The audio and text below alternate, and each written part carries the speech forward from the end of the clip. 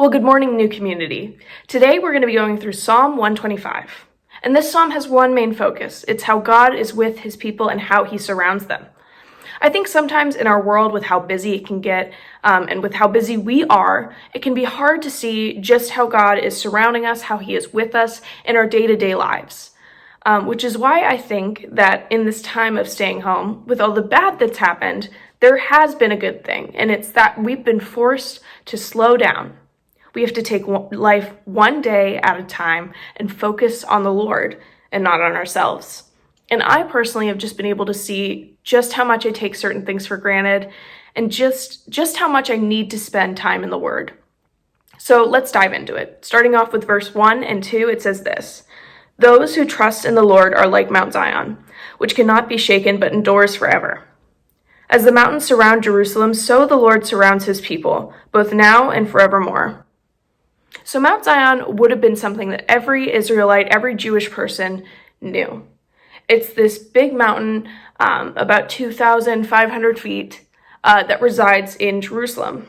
But not only is it this physical place, but it is also where God is supposed to dwell in. It's this place where God is meant to build his holy city.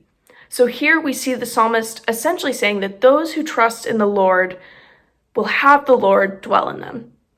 And that those who have the Lord dwell in them cannot be shaken because the Lord resides in them and is providing for them and is protecting them. But moving on to verse 3, it says this: "The scepter of the wicked will not remain over the land allotted to the righteous, for then the righteous might use their hands to do evil." So when I first read this psalm, I found this verse a little confusing. I thought, now why would the righteous do evil when they're supposed to be good, when they are supposed to be these righteous people? But the psalmist here isn't saying that God doesn't have righteous people. It's saying that even under pressure, those we consider good can fall when they're trusting in their own power and their own strength. Because human beings by themselves are weak, but through God, they can be made strong by putting their trust in him and not in their own ways. But the psalm ends with verses 4 and 5. It says this: "Lord, do good to those who are good, to those who are upright in heart. But those who turn to crooked ways, the Lord will banish with the evildoers. Peace be on Israel."